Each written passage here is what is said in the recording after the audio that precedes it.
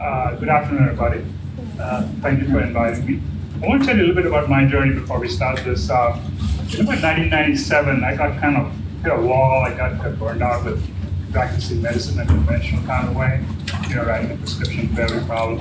And I had patients who were asking me, alternative therapy, things they could do. And so I decided to kind of do a program which essentially resulted in a doctorate in naturopathic medicine. But the interesting part was that I started getting some referrals from other specialists, and one of the specialists was a psychiatrist, and we got to be really good friends. He was kind of a holistic kind of psychiatrist, if that kind of term exists. But he had his own little place, and he had a yoga center and exercise, and he grew his own food and had patients, more patients than he could handle. So we started collaborating together, and then he started asking me to give some talks at the conference at the Torrance State Hospital. He was the director of a large state hospital, and so that's how these talks kind of started, and my interest started. And so I gave the talk for about 5 or 6 years in a row as part of their presentation. So I would start with this topic here. The handouts that you have has nothing to do with this topic. So, in case you're looking at, so what's going on here? But these are handouts I actually give to the patients to take with them. And I think that works pretty nicely because that way I don't have to spend a lot of time explaining things. I can stay home and read it. And if there's any issues that I have, then we can address it as we go along. So it becomes a little bit of a challenge practicing in a family practice setting, but it's doable. So I think we're going to start with this particular topic here. I'm going to introduce Frank to you eventually. He's a composite patient. And as we go along, you will understand the case study. Okay, so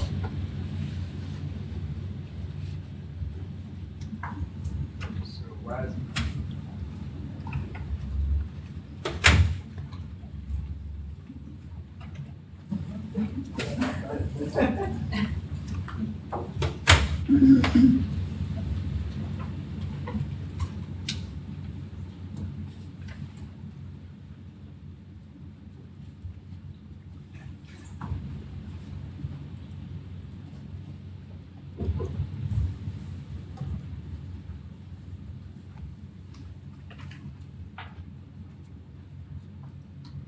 While he's doing this, just want to give you the handouts here. These are 10 eating suggestions that I give out to patients. And you'll see in that handout there's the Dirty Dozen list, which I think is really important. And I tell patients to sort of follow that as much as they can so that they can make some healthy choices. The other one is some basic supplements that I recommend. I use a certain laboratory, but I don't have to. And I think that's a baseline. And the last handout is some of the psychotropic type supplements that I recommend as needed, not everybody of course. So let's see this. So let's start with some basic definitions, what this means: naturopathic medicine, allopathic medicine, complementary medicine. I'm sure you hear a lot about these sort of definitions. There's holistic medicine, there's functional medicine, integrated medicine. What do they mean, basically? So let's talk about naturopathic medicine, which is one of my training areas. It basically says that the wisdom of the body to heal, which is called a causal, identify and treat the cause, and first do no harm, and the doctor as a teacher. And this was introduced in the late 1800s by German naturopaths in the United States. The most famous school in the US is Bastyr in Seattle. Syllabus is heavy on biochemistry and functional medicine. We talk about it. Allopathic medicine. The Latin is mine a little bit, so I took some liberties here. So Trollum causum rerum, pill for every ill, but reductionist, works very well in acute care scenarios. If I have appendicitis, I want a surgeon, I don't want a herbalist. Primum non nocere big jocum, because there is significant morbidity and mortality. And docere no time, we have no time to teach our patients. Medicine is practiced today, we have little time for teaching. So the basic difference in the two models is vis medicatris natura. Nature is the ultimate healer, basically stating that if you give the right internal and external environment to the patient, the body heals itself. And that's really the challenge there. And so when we practice complementary medicine, and when I first started, this is what some of my colleagues thought of me.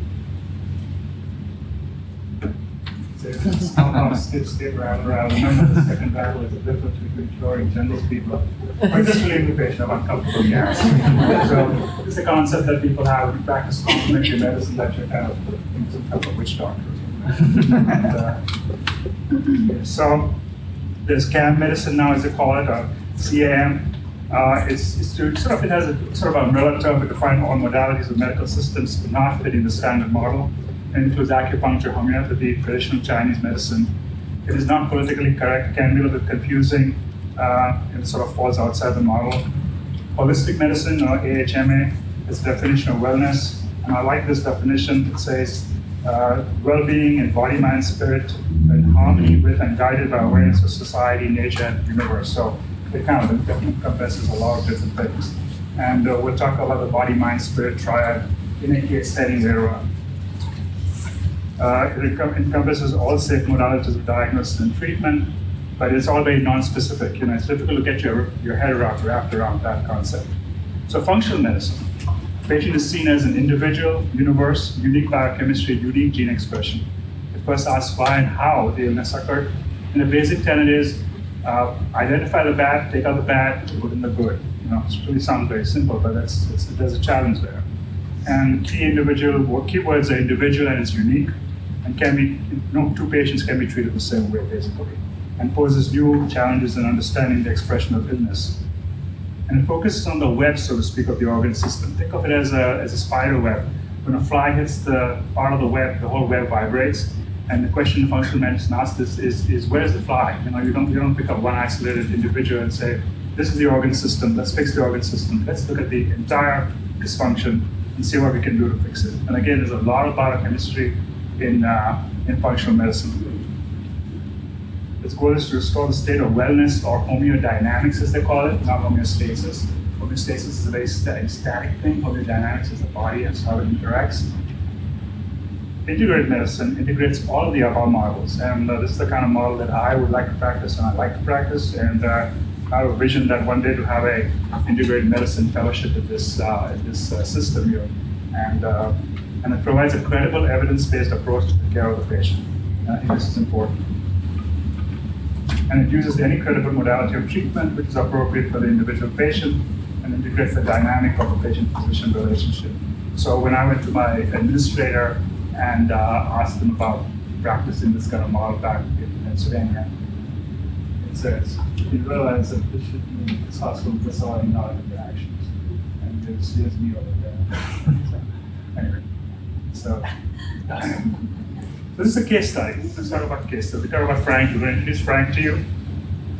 He's a 42-year-old white male, presents to the office, recent onset of difficulty sleeping, loss of appetite, low motivation, feels that life is overwhelming him.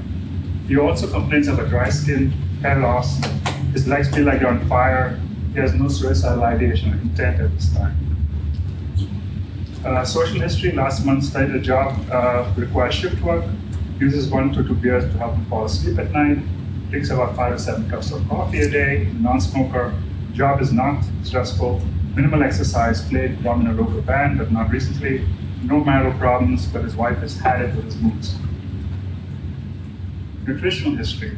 And I think this is really a critical part that we need to ask our patients with the nutritional history. I know that Dr. Hyman up here at the Ultra Wellness, the first thing he does is his patients, before they see him, see a nutritionist. And I think it's really critical that we understand what role nutrition has in our healthcare system. So he has a standard American diet, which is called a SAD diet. And he eats fast food 3 to 5 times a week, no supplements of vitamin U's, drinks mostly diet sodas, snacks on potato chips, high in red meat, potatoes, and processed foods, minimal intake of vegetables and fruits. And we all have patients like that. Relatively healthy for an episode of depression in the past, has an adolescent, has an appy, had a gastric bypass surgery, no children due to patient's low sperm count, not on any medications or vitamins at this time, and no known allergies that he has. Family history, mother has some kind of anemia, has multiple miscarriages, father in late 70s had dementia and coronary artery disease. That's the family history here. So in an exam, he's a generally unhealthy looking individual, has a BMI of about 30, blood pressure is slightly elevated, temperature is normal, respiration normal, pulse is a bit low. Neurological exam, normal CNS, deep tendon reflexes are sluggish, some sensation loss and a soft distribution, both lower extremities, the skin is dry, minimal enlargement of thyroid gland, the rest of the body systems are in normal parameters. And on site history, he meets most of the major DSM criteria for unipolar depression. So what disease does the patient have, and how would you treat this patient? And if you wrote depression as the first answer, and the next answer is antidepressants, you're all going to be ripped to the red noodle at the end of the program, because that is not the answer. So let's have a look. Remember the mantra. Depression is not a disease. I know some of you may disagree with me here, but it's a syndrome or a collection of symptoms. And it's not a drug deficiency in the human brain. It's not an SSRI deficiency. The recent study by Ramin Mojtaba at Johns Hopkins in Baltimore, he took about 6,000 patients diagnosed with depression, and only 38% met DSM criteria for major depression disorder. And most of them were treated with medication. So I think some of it is also educating the primary care physicians who are now treating depression, seeing depression, to make sure that these patients do meet the criteria for depression and not just kind of say, oh yeah, you just have trouble sleeping or something. But that's another story for another day. So what is the dysfunction causing this constellation of symptoms and signs, and how do we correct this dysfunction to restore the hemodynamics, or identify and remove the bad, put in the good? So some of you are drooling in the audience. This is how I look like before. I wish not. So what is the dysfunction? Okay, so this gentleman has dry skin, hair loss, appetite loss, low body temperature, sluggish. I mean, he has all the classic signs of hypothyroidism. Okay, but make sure that we check every patient for depression. I'm sure you guys do, for subclinical hypothyroidism, which is a high TSH with a normal free T3 and a free T4. Very common cause of pseudodementia in the elderly and can be easily corrected. Okay? Remember, there are some patients who have trouble converting from T4 to T3, and we'll talk about that. And that's kind of rare, but T3 is a much more potent thyroid hormone. So how do we correct the dysfunction? We make sure that he has adequate iodine intake. Some of the designer salts today, like the ocean salt, etc., that we buy today, does not have iodine in it. Okay? If a diet is high in soy-based products, which some people do, soy blocks iodine uptake. Selenium is very important for thyroid production. And most common natural source of selenium is what? Any ideas what it is? Mushroom? No, it's a Brazil nut. Okay. It's the most common source of selenium. Magic mushroom. But actually, if you eat too many Brazil nuts, you can get selenium toxicity. So they don't recommend eating more than one nut. Okay. One nut a day. Okay. So repeat the TSH in 4 to 6 weeks. So if you correct all these things, the iodine and the selenium, and if no change in hormone, start hormone therapy. So I think it's important to look at if the patient is getting enough the raw material to make the thyroid before we replace it with thyroid. So that's one of the nutritional issues that we can talk about. Okay. So legs feel like they're on fire at times, sensation loss and soft distribution. Again, mother has some kind of anemia, multiple miscarriages. So we check the patient, all patients should be checked for B12 and folate levels. The B12 precursor is methylmalonic acid, MMA. The folate precursor is homocysteine. So if you suspect that there's a problem, check the MMA and the homocysteine levels also. So don't just go by the B12 and folate levels. Symptoms consistent with peripheral neuropathy, anemia in the mother, and multiple miscarriages were due to a folate deficiency, obviously. Okay? So that's one of the common causes of multiple miscarriages is folate deficiency. So what is the dysfunction? Again, most of the B complex vitamins are required for production of neurotransmitters. Every B vitamin except niacin and pantothenic acid is required for the production of all the neurotransmitters. So a B12 deficiency or a B complex deficiency will cause a problem with neurotransmitter production. So it's important to do that. Some recent studies show 30% of patients with depression have a B12 or a folate deficiency. So we can correct it, whether It'll solve the depression, but it's worthwhile looking into it. So his B12 level is low, 225 picograms. Folic acid was low, 2 nanograms. CBC shows a megaloblastic large cell anemia. MMA and homocysteine levels are high. So obviously he has a deficiency here. You recommend a 1-a-day vitamin to correct the deficiency wrong. The question to ask is, why does this patient who is a vegetarian with no other health problem have this deficiency? Why does he have a B12 deficiency? Okay, well, part of the history is, of course, the gastric bypass surgery he's had done. He doesn't have the intrinsic factor to absorb his B12. So we start him on B12 injections, get him up to speed, or you can even give sublingual B12 50 micrograms every day till his levels improve. And that's kind of will correct the B12 level. You start him also on folic acid supplementation at 800 micrograms. After a month of supplementation, his level is still low, 3 nanograms. And B12 levels are now in high normal range. So what's going on here? You corrected the B12, but you can't correct the folic acid. So high doses of folic acid will not correct this problem. His methylation of folate to SAMe is impaired by he has a methyl tetrahydrofolate reductase deficiency. And this patient probably benefited from a gene single nucleotide protein testing, polymorphism testing, or SNP testing as we call it. And that's getting more and more press now in genetic testing, is SNP testing. So it shows him to have a MTHFR deficiency. So we start him with either betaine or SAMe. The SAMe is the precursor to all the production that is downstream from the folic, so you don't have to worry about the MTHFR if you look at the cycle itself. Some schizophrenics may have MTHFR deficiency, so it's important to check the SNP if you feel that the folic acid is not coming up with the supplementation. So we started on high dose of betaine or SAMe. SAMe is expensive and has some GI side effects, and put him on a B complex supplementation. So we go to the mind now, okay? And again, what is the dysfunction again? He's having shift work, right? So he has a problem with his circadian rhythm. He has trouble making melatonin. He probably is vitamin D deficient because of sunlight exposure is very minimal. And these levels are low in seasonal affective disorder people and shift workers. And you can also actually measure melatonin levels in saliva. So it's doable if there's a kind of a test that you can order. Melatonin is a neuroprotective agent. It's derived from tryptophan. It's a potent inhibitor of dopamine. It stimulates adenosine, thus promoting sleep. And the other alternative, which is my go-to for depression, which you have in the handout, is 5-hydroxytryptophan, not tryptophan, at about 50 to 100 to 150 milligrams at bedtime. That kind of increases the melatonin and the serotonin levels, because it's one of the precursors of that. Be careful about getting plain tryptophan. It's contaminated with something called PEAK-X, which can affect the liver. So make sure you start with 5-hydroxytryptophan. Okay. And also, melatonin production is deficient in autism, schizophrenia, menopause, and some psychotic disorders. And remember that melatonin production is highest when you're a baby, and as you get older, it sort of keeps dropping off. And in the elderly, it's kind of non-existent, which is why the elderly have lost sleep patterns.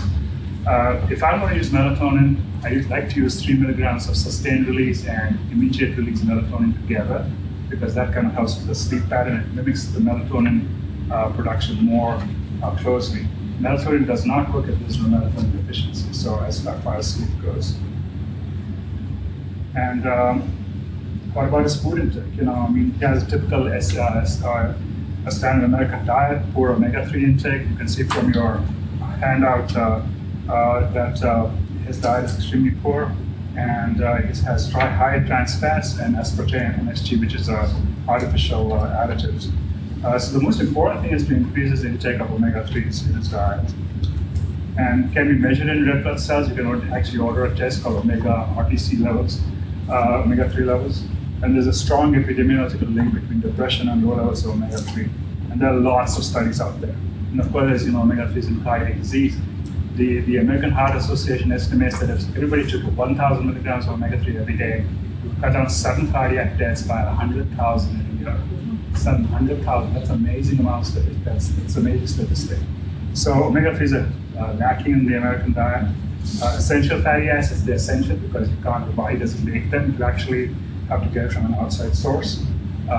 Vegetarians like to use flaxseed oil as a source of omega-3, but it's only like a 5-to-1 conversion ratio, which means your body has to convert the ALA to the EPA and DHA by an enzymatic step. And as we get older, we do less and less of that. So we require a lot of flaxseed oil to make, say you require 5 grams of flaxseed to make 1 gram of omega-3s. So if you're a pure vegetarian or vegan, maybe then flaxseed oil or algae-based oil is the answer there. Remember that omega-3s are not found in farm-raised fish. If you buy farm-raised salmon, you're not going to get the omega-3s because salmon get it from the plankton, which get it in the ocean. So if they're not getting that kind of food intake, you're not going to get omega-3s in the flesh, so to speak. If you're going to eat fatty fish, make sure you eat wild caught, which is also more sustainable.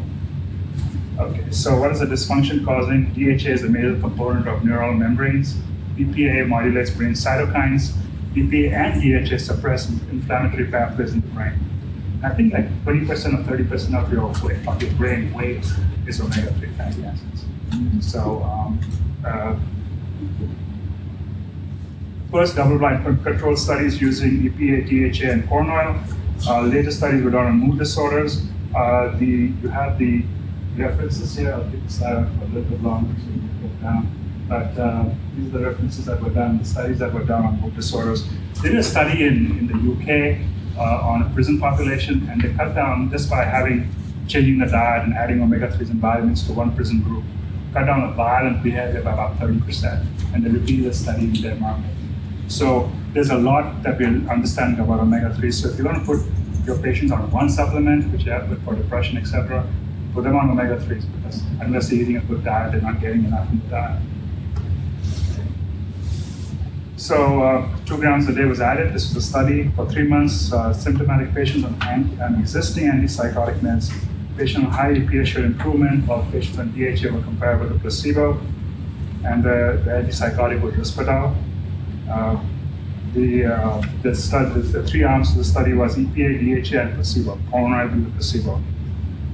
And second part of the study, they just put them on EPA versus placebo as monotherapy. And they found that 12 patients in the placebo group needed standard antipsychotic meds. Only 6 of the 14 given EPA needed antipsychotic meds. So it actually eliminated the need for antipsychotic drugs. Now it's a small study, I understand that, and so you can get a bunch of more holes into it, but I think again it sort of stands by itself. So strongly positive results seen at 1 gram a day, 18% improvement in standard depression scales. Question of efficacy in bipolar disorders and omega-3, but again, it can't hurt to put them on it. It's a no-brainer. So advice trying to eat fatty fish, salmon. If someone says, I can't afford salmon, sardines are actually very low in mercury because they're low on the food chain. Environmental Working Group, EWG.org. That's a great site to look up for food for women for their cosmetics. It tells you which cosmetics are safe, which fish is safe, which water is safe, and this goes on and on. So I really support the site, and I think it's a great site. It's free, and it's really interesting to check it out. Cut down on fried foods and high omega-6 trans fats, make intelligent choices.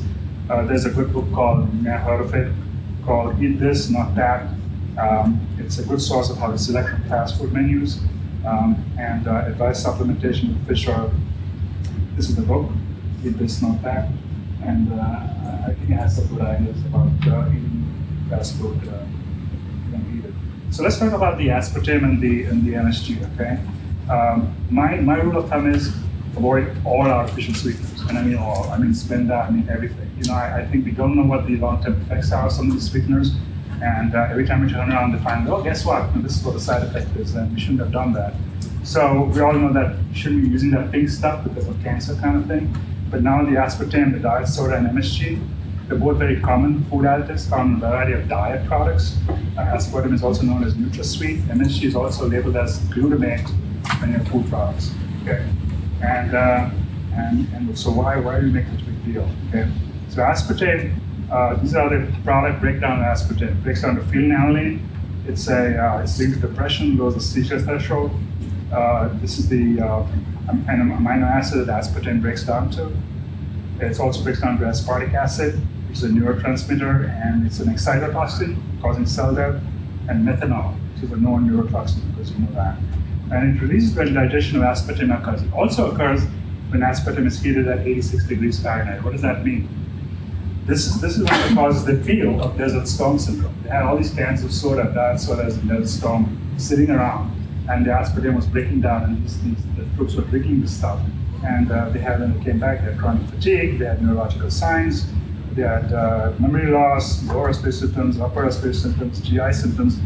We saw a whole plethora of symptoms. You can see from all these three breakdown products that happen with aspartame.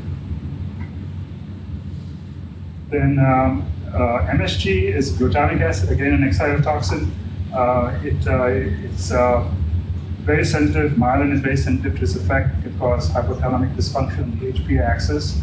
It also stimulates the pancreas to produce insulin, it causes insulin resistance, hypoglycemia, and obesity. And so, again, be careful about that when you're looking at processed foods. So my rule of thumb is avoid all diet-type products and read the label carefully. If you can't pronounce it, don't eat it. Or if there are more than 3 ingredients in the packaging, just let it be, because the more ingredients means that's more processed. Fast food no more than once a week and make healthy choices. The average American takes in 130 pounds of food additive in a year.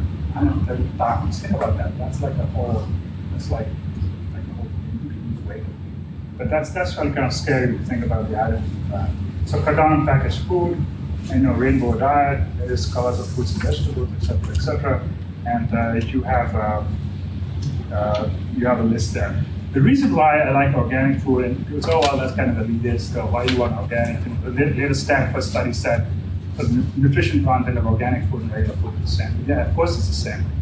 What organic food doesn't have is all the pesticides and all the stuff that regular food is raised with. And I think pesticides, they have the endocrine disruptors, and they cause all kinds of nasty problems, but we'll talk about that in a minute. But this little device comes from, this little card comes from the environmental working group. You can actually order magnets and put in the refrigerators, give it out to patients. But it kind of gives you some kind of an idea of how to shop for food. Like you do not want to eat non-organic peaches, but you can eat a non-organic onion and you're not going to get the pesticide load. So it gives a good explanation of how to use these products when you're shopping. And you can cut out the card from that handout there, take it with you shopping next time. But it gives you a good way to shop for food and at the same time make it economical. And every time the next time patient says, hey, organic food is so expensive, I say, well, really, and how much do you spend on your cable bill, and TV bill? Americans spend 10% of the total salaries on food. In Europe, they spend about 20% because they value good food. So I think we're so used to eating, cheap food. So we need to focus on that. So the spirit. So what is the dysfunction causing the constellation of signs and symptoms? What is the disconnect? Why has Frank lost his joy? I mean, we need to ask that question. How can we connect Frank to his joy? The great poet Ruby said, the soul is here for its own joy. So we need to put that back into Frank's life here. And it's amazing, we can tell our patients to do that, and they will actually do it. It's the prescription that I would write Frank. He has to play his drums 3 times a week. And he's going to bring a recording to me next time he comes in. And so he does a little better. And then the last slide is, there's a bunch of docs saying, what worries me is now we're becoming the alternative medicine. So that's my little talk. Thank you very much for listening.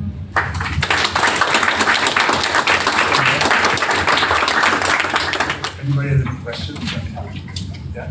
Guys, the artificial sweeteners, left out the stevia or the stevia, which Stevia? I do myself.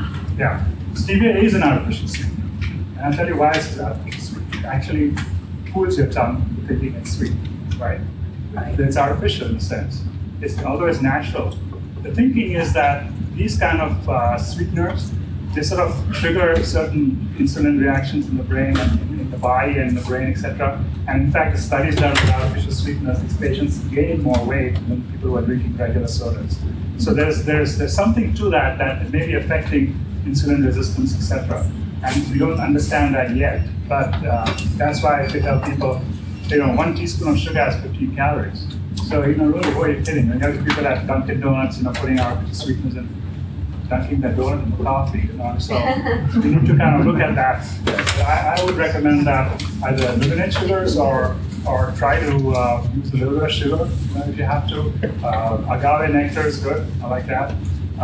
Honey is good, these are natural kind of sweeteners. Again, we're so used to eating a lot of sweet stuff, and you don't really need that.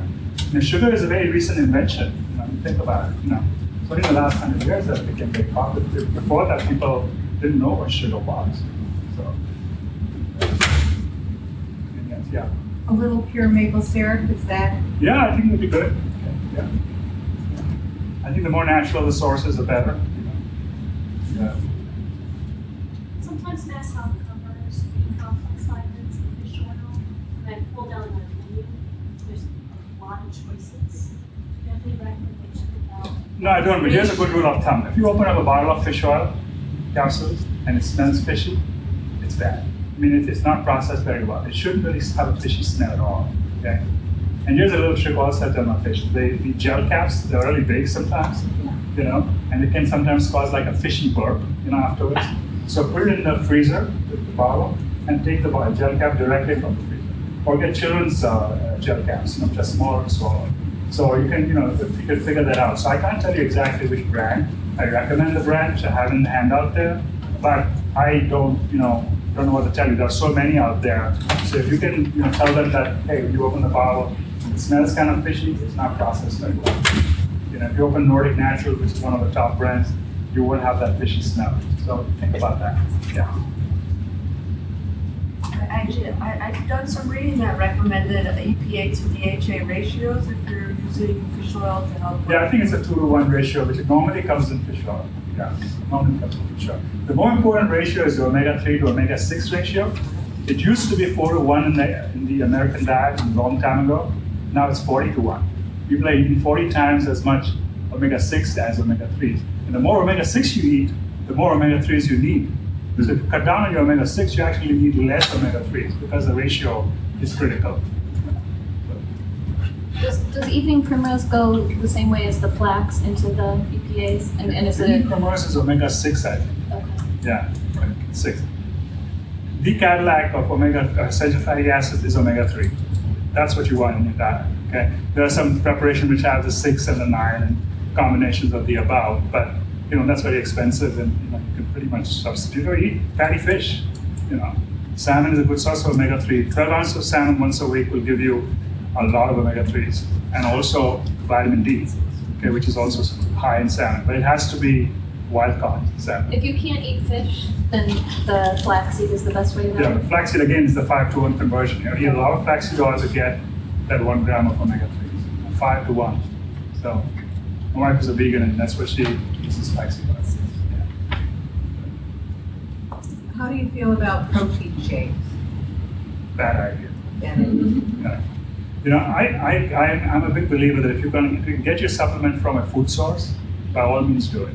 If you can get your protein from a food source, by all means do it. There's no reason to do that if you can eat good food. I mean, why not spend your money on good food rather than that? Yeah, good question. Have you thoughts about genetically modified organisms? What thoughts? For instance, I have a friend who he's very concerned about GMO vegetable products because they have more pesticides, and so many more pesticides are used on those products. I'm wondering if you have thoughts about that. Well, I do not like genetically modified products. We don't know what the long-term effects are going to be. We don't know how the body handles it. What I'm thinking is that the recent onset of more and more individuals with celiac disease. Celiac? It could be from genetically modified gluten products, which could be the way your body doesn't know how to handle it. It means handling something for 10,000 years, and all of a sudden you're throwing something else at it, which may look like the same product, but maybe the body doesn't see it as that. So I think the real scary part is that now they have salmon that's going to be modified genetically. They're calling it Frankenfish now. I think that's the fact that it's going to be modified. And in Europe, you cannot buy any GMO products. People just won't buy it. And right now, Monsanto is actually working with Congress to pass a bill where they don't have to label any GMO products as GMO products. You don't know what you're getting, basically, and they can get away with it. So, But what about gluten? I mean, there's a lot of talk now about gluten-free as a generally beneficial. I think that gluten is a product of wheat, and the basic problem, of course, is that the more processed the food gets, the more breakdown there is, the more gluten is available. And second, is it genetically modified? We don't know that. And as a result, there are people who have, there's such a thing as called the Leaky Gut Syndrome, which means basically the protein crosses across the gut barrier, and that's when a lot of food allergies start. So when you have this problem happening as a result of antibiotic therapy, stress, etc., you have antibodies produced with gluten. So we may be seeing that happening more and more because of that. So, one of the things that you can tell patients if they are having trouble with gluten is to say, okay, just avoid it, or do a blood test to see if they have celiac or not. I mean, that's one way to look at it. But again, it's things go in fads. I mean, like for a while it's gluten, then for a while it was something else, and goji berry, and God knows what. So. Let me ask you, as you think about your work here as a primary care doctor, the patients you see, and us as an educational institution, training psychiatrists, surgeons, internal medicine doctors, what are some of the ideas you want to kind of get into the system more as we go forward? Well,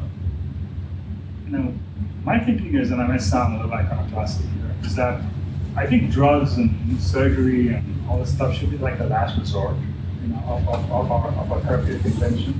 We're so programmed to use drugs as the first resort. It's okay, we have a problem with that drug. But let's look at all the other things before we try the drug. It's not that drugs are bad, it's just another tool in your box to use. And let's see if we can have more tools in our box to use that we can help the patient. In the end, it's all about the patient. It's not about our training, about what drug companies are telling us. It's what's worked for the patient. And I think it produces a much more holistic environment for healing. I think it makes us feel much better about what we're doing rather than some general drug medicine, what happens. So I think that's the kind of a paradigm shift that is going to happen eventually. It has to happen, I feel. So the more we can sort of start thinking about these kind of approaches to taking care of the patient, I think the better off we all be. Would you advocate, since you're very strong about artificial sweeteners, would you advocate just eliminating them from the cafeteria? I think people should make choices. They should educate and make the choices. You can't tell people, you want to be the food police here. You can say, well, we have to eliminate that. People should make their own choices about what is good and what isn't. And after a while, when people say, hey, guess what? I don't want anything with artificial sweeteners. Well, then the cafeteria is going to stop carrying things with artificial sweeteners. Let's work with our folks. Yeah. I think you're practicing community primary care. Is that correct? Right. And so I'm curious how patients are accepting this treatment, because it's an excellent message. In my experience, some people listen to change in diet or stop smoking, and some people are just so resistant and they want the pill. Yeah. So and what's it like That's for the you? whole point. That you got to work with where the patient is. Any behavior, as you know, it has to start with where the patient is. So I might say, okay, you know what? You take this 10 eating suggestion and think about it the next time you come in. And we are at an advantage. We see the patients in a chronological sense over a period of time, and we can see them next time. Hey, did you get a chance to look at what I gave you? And I think patients want to work in their own interests, and they might sort of try it out, not try it out, and I think I'm never going to force my views on them, saying, I've got to do it this way, but if they're ready for it, it's there, And I think my practice back in Pennsylvania, after a while, I had patients coming to me who actually wanted that. They after a while got to know about me, and so they wanted that. In fact, they sought me out and wanted that kind of information. And I'm hoping that eventually will also happen. That more and more patients would say, I feel empowered to take care of my own health rather than taking more and more drugs and stuff like that. Yeah. Two questions. Number one, what is thought about enzyme supplement and the digestion enzyme and also liver detoxification? Okay, there's an excellent test at Genova Diagnostics, which is kind of one of those out there laboratories in North Carolina, in Asheville. They do something called a comprehensive digestive stool analysis, CDSA it's called. And it's a good starting point for any functional medicine model because you're actually looking at digestion, you're looking at absorption, you're looking at enzyme production by the pancreas, you're looking at parasites, you're looking at celiac, you're looking at a lot of things and it gives you a good profile. So that's a good starting point. Enzymes, of course, if you have enzyme deficiency, of course you need to substitute enzymes. So that's a given. What was the next question? Second question was? And also talk about detoxification. Yeah. I think detoxification, there's a lot of information out there. It's like a talk for a whole other day. I can spend an hour on it. You have to come back. Yeah, but I think the key here is remember that we're just bombarded with toxins all the time in our food and our environment, and so whatever we can do to minimize them. There's it's amusing when people spend all this money on what they call detoxifying, they go through all these programs, then they go back and eating the same diet that they were before, and you're back to square one again. So why spend all that money? Why not make the changes up front where you can cut down on your toxin load, so to speak. Now there are several other approaches you can try to sort of detoxify. Again, as I said, I think the most important thing is to get your diet clean. Your environment here is beautiful, Pittsburgh for sure. So you don't have all the toxins floating around in the air. So again, focus on eating healthy and eating clean. Eating locally, plants. What would you say to people who have complaints about the clarity of their thinking? In other words, sort of, nothing to do with like a dementia, but complaints about attention, complaints about memory, complaints about being able to focus. You encounter that, and what suggestions? Well, again, I use like a 4-stage approach. I would first start with the diet, clean it out.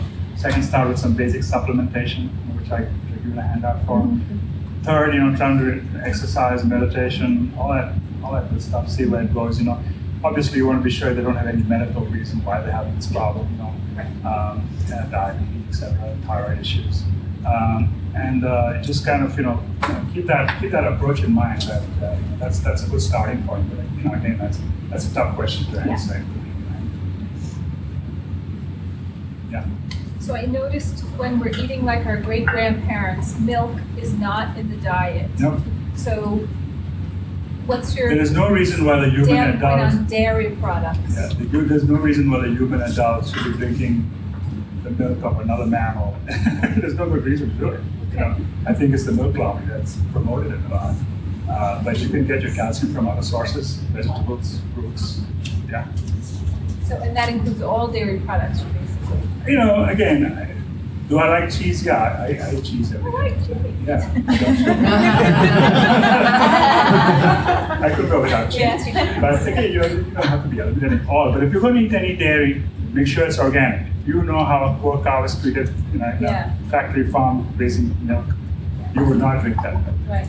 We do live someplace where they actually are lots of local dairy farms too. Yeah. But I'm saying that milk doesn't have to be a primary source of calcium. Right. There are other sources of calcium. Gotcha. Yeah. Yeah.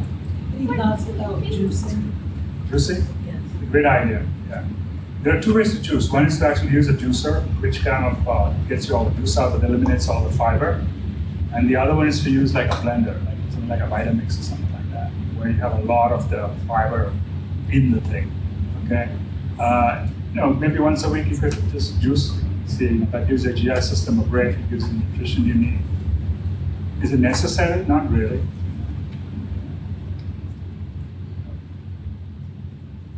Yeah. One last question. Yeah. I'm just wondering about like the coconut milk and the almond milk. Yeah. Good source of milk or drinking, so something else. Yeah, I drink soy milk as a beverage if I have to drink something at all. Yeah. And, so there's almond milk, there's rice milk,